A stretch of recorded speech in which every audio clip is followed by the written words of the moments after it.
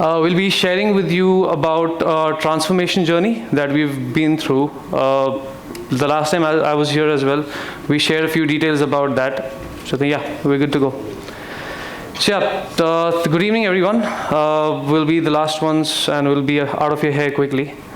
We'll be sharing with you the transformation that we've gone through over the years, and specifically talking about since last year.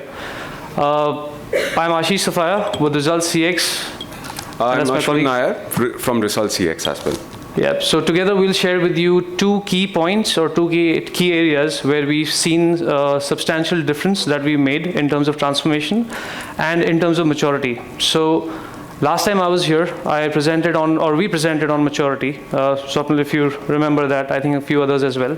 So that time our goal was that we were at level 1 or 2 in terms of maturity, right? We were just getting there, getting started, initiated the journey of transformation.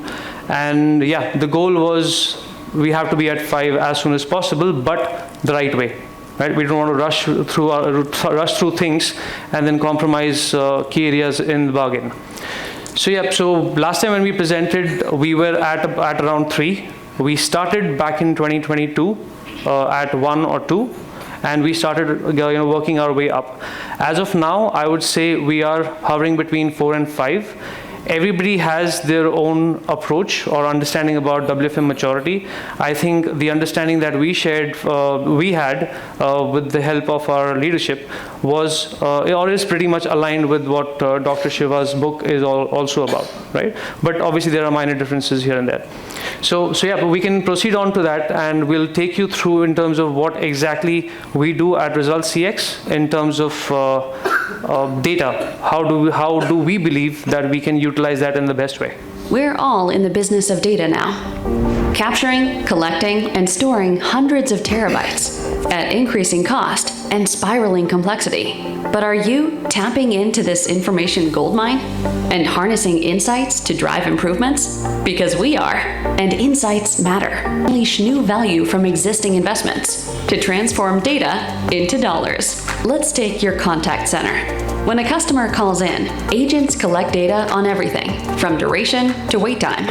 This raw information is then consolidated into reports and visualizations. But here's where things get interesting.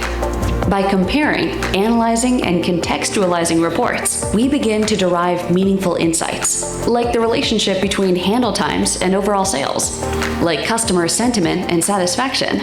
Armed with this actionable intelligence, we can make targeted, data-driven recommendations to improve business outcomes, whether that's increasing call durations to boost overall revenues, increasing sales conversion, identifying call drivers, or reducing wait times to improve customer satisfaction. You already have the data.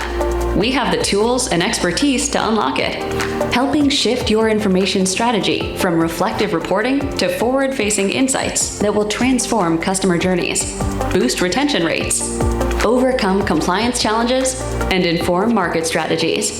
So get your data working for your business.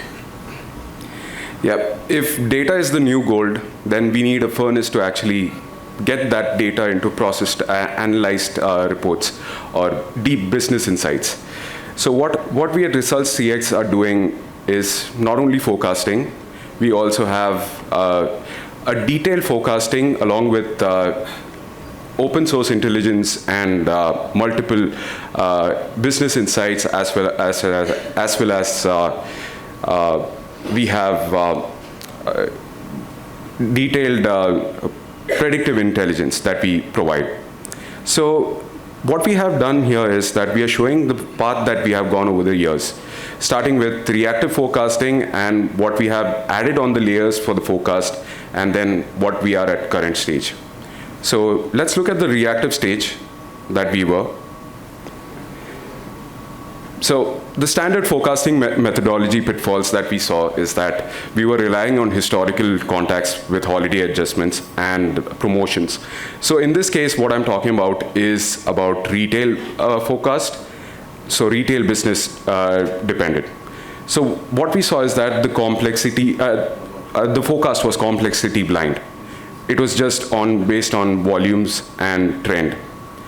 So this model misses the shifts in intent and tier mix and other external factors that we see. Another point that we saw that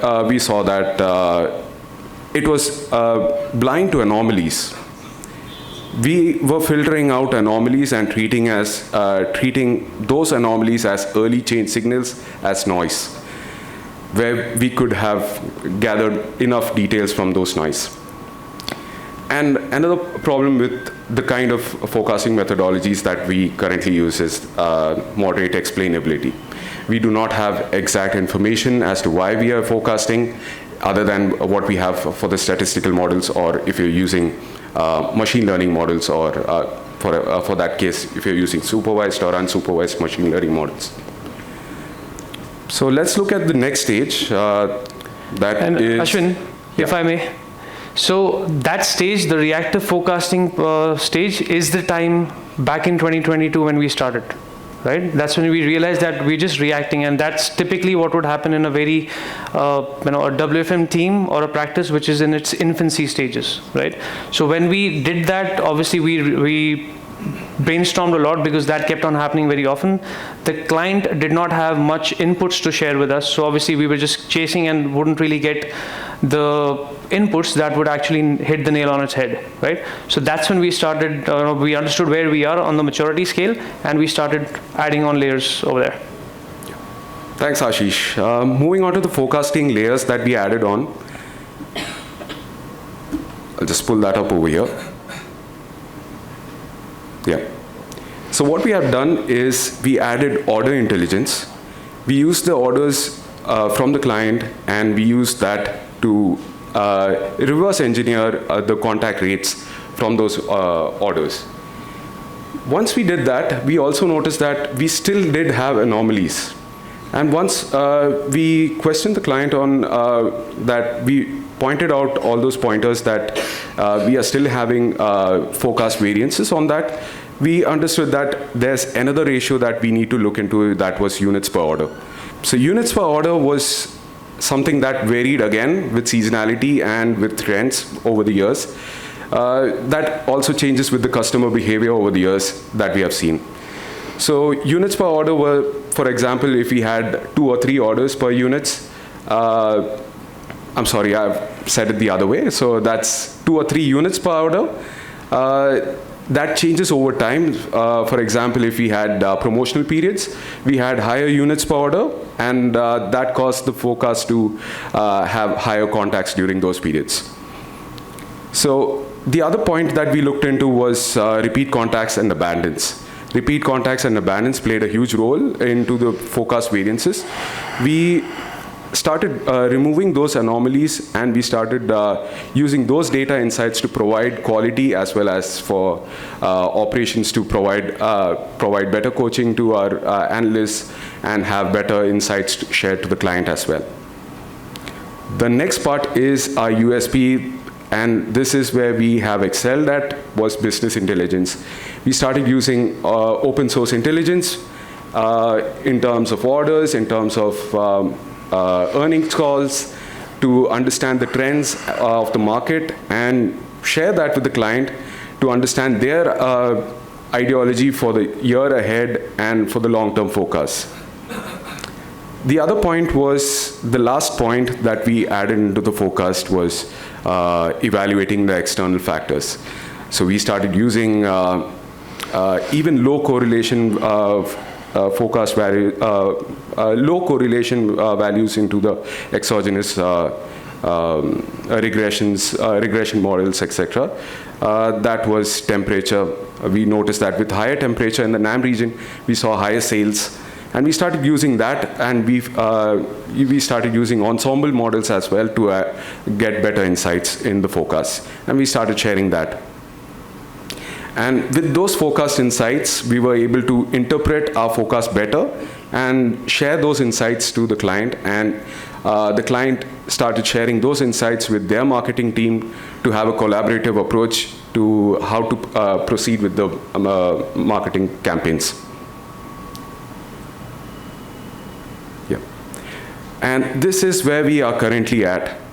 We are using predictive intelligence, where we are using the anomaly intelligence, where forecasting error becomes business insight opportunities, where we are using the survivorship bias, where we understand that we are not looking at anomalies as we should, and we are incorporating those insights. For example, there may have been certain promotions that were run at the end of the month which could have spread out, and that could have reduced the call volumes, and that helped out the client as well.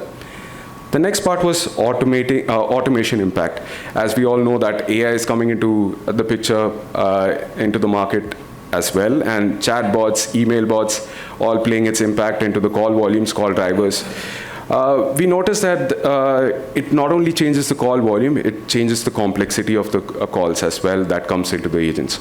So this increases your AHT, and all these impacts are also forwarded to the operations as well as quality, as well as the client as well, to have actionable insights going forward. This also takes us to the next step, was having the repeat caller analysis with targeted quality improvements to reduce surprises in terms of having agents to for coachings, etc. Now what we are doing is in a business advisory role, that we are using our forecast along with the supplementary data points that we have gathered, and using that along with the data points that we share across with the stakeholders, the client, the internal team, as well as for QA and for WFM as well. So it's not just a single data point that we have, we are using it for multiple data points. Yep, and to add to that, guys, as Ashwin pointed that out, so he referenced this practice to a particular client, but that practice evolved over a period of time, and we started following the similar approach with all our major clients who were having challenges in terms of forecasting. So that helped us evolve, that helped us learn much better from our mistakes, as well as from our research as well, and that's how we've transformed our forecasting practice into a very robust practice now, which is in leveraged by the client.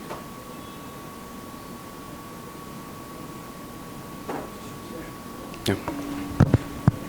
It's in turn leveraged by the client, and it definitely does help them take sound and informed decisions in partnership with us. All right, now next up is learning and development, a subject very close to my heart, and we've covered it ample today already. So learning and development is something that we've started about over a year ago, almost 2 years ago. But we had a lot of ground to cover in terms of understanding the needs of our team, right? And the leadership at that time already had this vision that we need to really strengthen our learning and development model, which was not really focused much on earlier, right?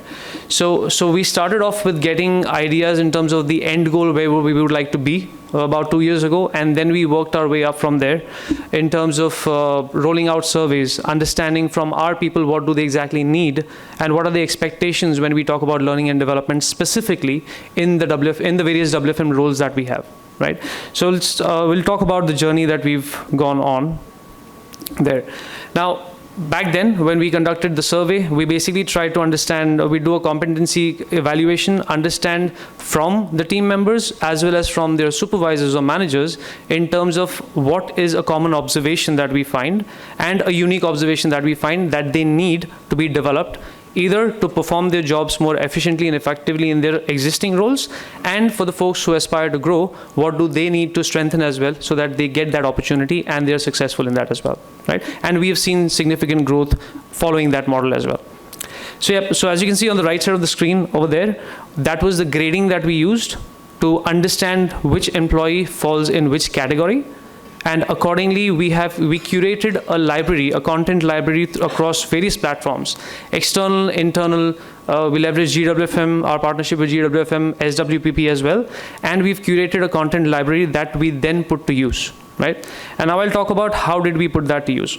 So as we had our data, which took us, I would say, a few months to analyze because we're dealing with people. It's not WFM metrics that you would correlate and understand. I know it's easy to say, but then when we deal with people, there are other complexities involved as well. You need to take into account psychology, emotions as well, right? So we did that. We segmented and sorted through the content library, and we prepared packages which are role specific and also which are person specific. Because as I mentioned earlier, we had the managers and supervisors also provide their inputs in terms of what they would like to see for an individual. So my manager, I took the survey, I shared what I would like to learn or expect from learning and development, as well as my manager, Imran at that time, shared his views in terms of what he feels I need to strengthen and I aspire to grow. So what do I need to do for that as well? Right? So it was a collective and comprehensive approach that we followed. Then those packages, as you see, were delivered to each person, right? However, at that time, we lacked a framework to make progress, substantial progress that we could measure. And that's where we switched into different gears, into a new gear, where late last year, we basically understood what exactly was lacking in terms of getting that drive, getting the actual actionable results.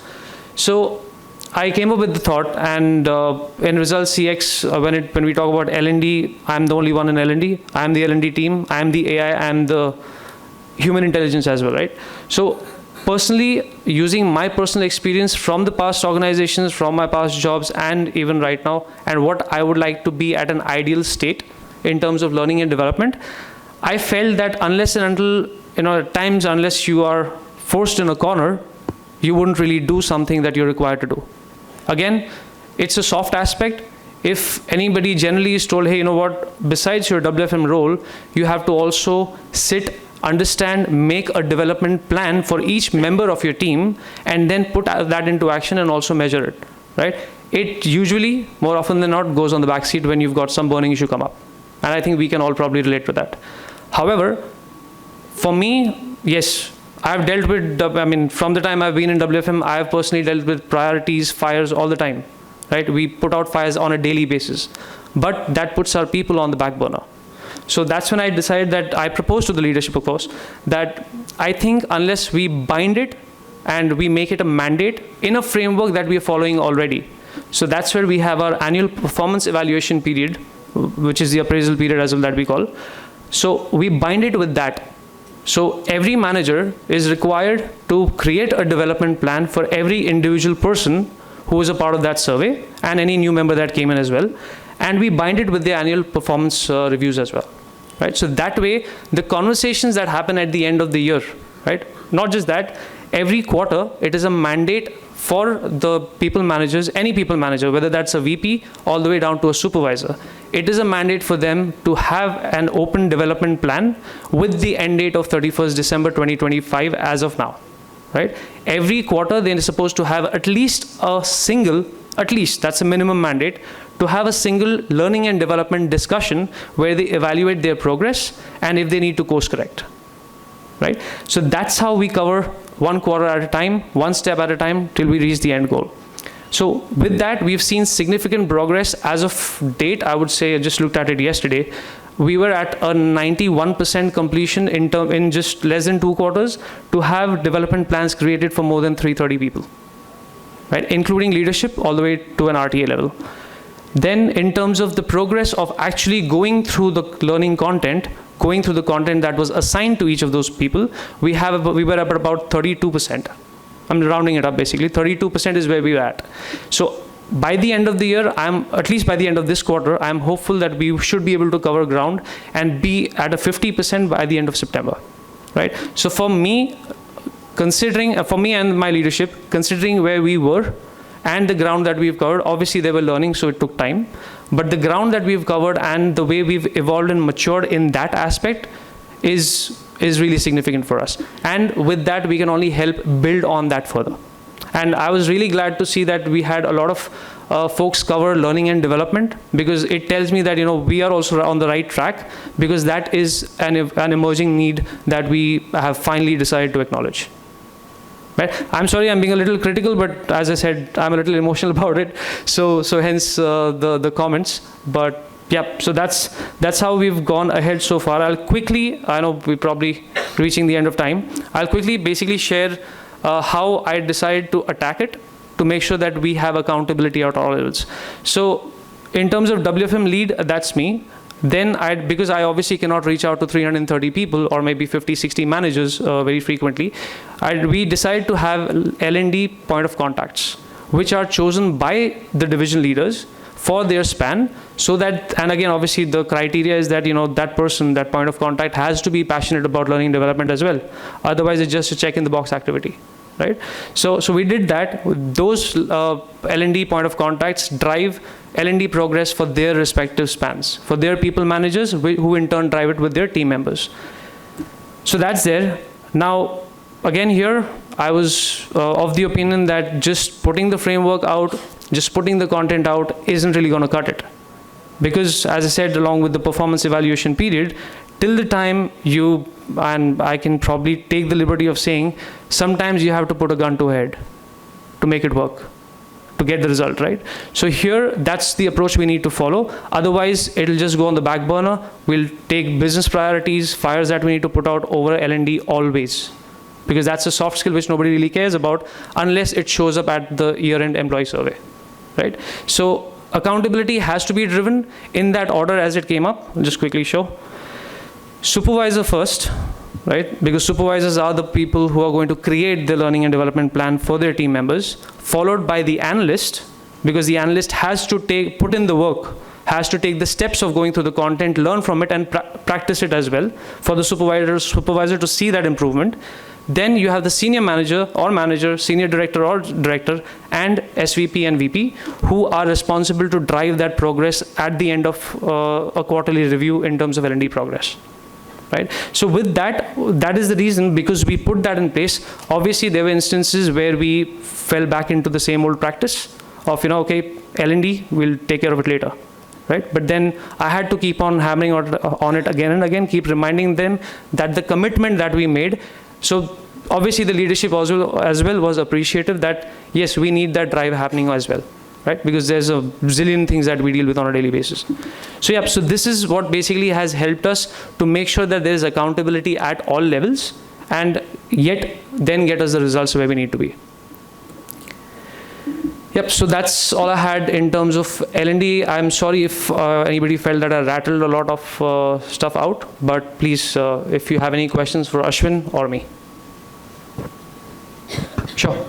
Questions mainly. One thing is there a weightage given to the learning and development part in the performance appraisal, the scorecard? I'm sure there may be operational metrics that the person is evaluated on, behavioral aspects maybe. Is there a weightage given to it? As of now, unfortunately, no, because the focus was mainly to get that drive going, right? For people to take it seriously. Once at the end of, and as I said, we started the L&D practice about 2 years ago. Right? My predecessor had put an extensive amount of work to put the content library together, do the survey, analyze and do the recommendations and all of that. For me, my goal was to make sure that we get that drive, so we see the results. People actually start taking it seriously enough. Right? So that's where we are as of now.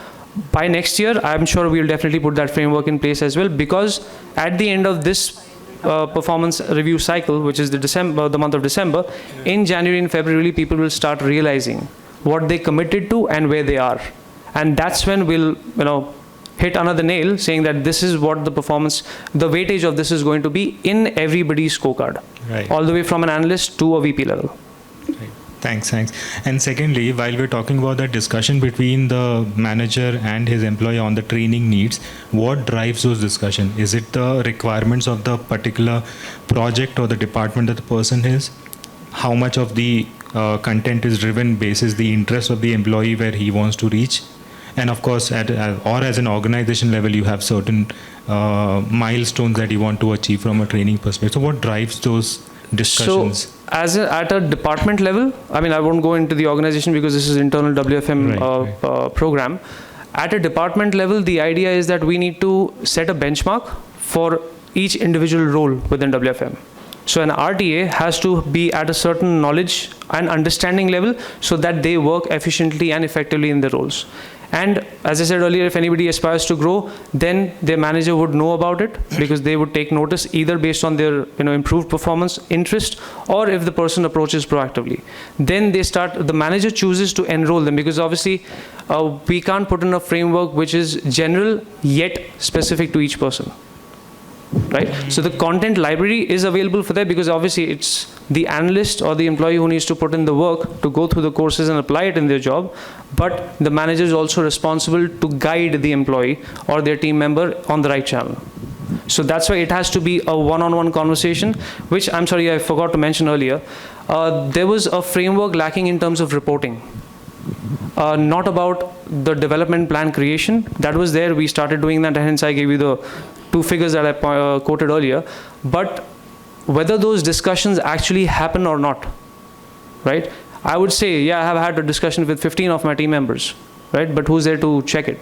So that's why we dug up a form that was already used by operations, mainly between the supervisor and the agent, where they document the feedback every time they have a feedback session or a coaching session. So we revived that, we revamped it to make sure that not just WFM, but all support functions are included in it. So we had some generic criteria in that as well. So now we've started tracking that. And hopefully by next time, I would have more numbers to share by then, because we would have seen all of that coming in. So there's a form that they're required to fill up and submit with a follow-up date, which would then remind them via an Outlook reminder later. And that's where we are leveraging our LMS and HCM systems to keep a track of it, because now it becomes a part of an employee's file. So in future, any manager, like for example, if tomorrow I have another team member who's come to my team, I can directly go into their HCM system and find out what they went through, what are the courses they did, and what was the progress. So then I associate their annual ranking versus the content that they went through. So I have everything in one place rather than tracking on multiple different systems. I hope I answered your question. Absolutely, 100%. Thank you so much. Ashish, I have a couple of questions. Sure. We started off with the BPMM maturity map, right? Do you have I'm not putting you on the spot. No, please. I'm talking as you described it. Do you have a weekly measurement of every WFM individual's performance available for the task that they're supposed to do it, or a monthly level? When you say their tasks, you mean WFM, core WFM related tasks? Their primary key area. I have a primary key area at my job. I need to be measured on it, right? Right. Am I getting measured on it? At a department level, no. At an individual level? Yes, in the department for each individual, no, not as of now. So which basically means, and I'm not relating to, great job, everything else is great stuff. When you want to go up that BPMM model, first thing is to blueprint your operation. When you blueprint your operation is when you are able to schedule your operation out. Right. This is normal, right? Great. Then I will go out and start eliminating. Then that's where the rest of the intelligence kicks in. Yep. When I blueprint my operation, I can measure each of the task. Yes. So in multiple ways, we call it a product menu, we call it a task list, we call the measurement a performance diary, we call the measurement weekly, analyst evaluation, AES score, whichever ways. For a WFM person, what happens is for an agent, it's easy. Monthly, we do it, it's fine, Correct. we do it. But we need to bring that measurement down to really go up the maturity model. My performance automatically improves because once I do this, I know where am I failing week on week and I keep improving on it. I'm just pushing L&D doesn't really, you hold the neck and do it. You do a terrific job. You caught the right pinch points and pushing it. But my point is just sharing that, when we talk about the BPMM, I'm able to relate to it, but I don't see a path. Agreed. So, I'm glad you brought that point up, because personally, that's a point, that's a way to go I have in my mind. I haven't pursued it rigorously because, again, even if I pursue it, I'm not going to go, reach anywhere because we are still struggling at the initial stage itself. So for me, I've basically phased it out. I need to get this in place first. I need to drive that seriousness and the consequences for the people who don't follow it. Right? And then we incorporate that as well, because to complete my point, for a performance score, for example, if a person is a 1 on a scale of 5, 1, 2, 3, 4, 5, if the score is, let's say, 3, for me, when I look at that score for any of my team members or any employee, even for myself, it needs to take into account everything that is expected of me as an employee in that particular role. Not just the business-specific KPIs, learning and development, me as a person, how I'm contributing to the team as well. right? So I would say it's become a practice which is, I would say, decades long. How do I contribute to my team? Exactly. I do my job at a level higher than what is expected. That's Correct. WFM guy's primary responsibility. Yeah, How will I do it if I know what I am supposed to do? correct. How will I know how am I doing against this if I am able to measure against it? Yep. You get where I'm coming from? Yes. L&D is great. Just push that through, man. Push the blueprint. Just a thought I'm sharing. You will see this whole thing will change. And people do it. There are organizations that follow a product menu approach to, we build a customer to saying, these are tasks I do for you. This is what I'm going to charge you. 0.7 FTE for this particular task, for this particular forecast, and so on and so forth. Mm-hmm. I can share some models with you if you want. Please, yeah, that would be great. I mean, right now, right after this, just connect and I'll share, because you're doing you're doing the right thing. There are things that others have already done. Use that best practice trait is what Definitely, I'm saying. yeah. So I learned a lot today based on what the previous teams had shared, and I'll definitely connect with you right after this, and we can understand that. I'm sure it'll definitely help me get a better understanding. It's your choice. What works best for you? Yep. That's it. Yep. Hey, do you guys not do monthly scorecards anymore? I'm afraid not. I wish that was the case, which is what I aim to do. But I think it's a drive that requires participation at all levels. It's only been 9 months since I've been gone. I knew that was coming. I knew he was doing that, and I was surprised. You left me halfway, so that's where I was stuck with, right? I had to figure it out on my own. Wow. Process re-engineering. It can be interpreted in any way. Oops. Right. I am not part of this conversation. No, but seriously, that's where we would like to be, and making it holistic is the goal, and your point included in that as well. I'm just, but I don't want to bite off more than I can chew at this point, because it's just me at this point, and I want to show the difference, and then use that difference as a substantial result to bank on it, and then take the next step. I've got two questions. One related to the maturity model. What does the success equate as one of the criteria for you guys? Is this specific to L&D or in general? No, I mean, for the forecasting and the maturity model, you went wanna answer through that? the retail, the first one, Yeah. right? And then the second portion, same question will apply to you for L&D as well. Yeah. So for the forecasting model, what had happened was in the first part, we were at about 75% accuracy, 75 to 80% accuracy. But as soon as we started implementing machine learning models as well as ensemble models, we got our accuracy up to 90%, and that's where our improvement was there. But also we were able to give business insights, which also helped the client to plan their promotions throughout so that it can be spread out over a period, or they can use their own intelligence to for their marketing team to, and in turn it helped our forecast as well. So it was a two-way. Yeah. And you guys are still doing global forecasting process, right? Yes, sir. Okay, thank God. but I am curious about the question for L&D as well. Definitely. So Jay, if I understood your question correctly, you're basically asking that what is the measure of success that we have in L&D? Yeah, I mean, because I know initially the ideation was the quartile management, where people were, right, kind of doing the individualized learning and all that stuff, right? And having roughly about, year of that practice in play to a certain level, is that providing fruitful outcomes?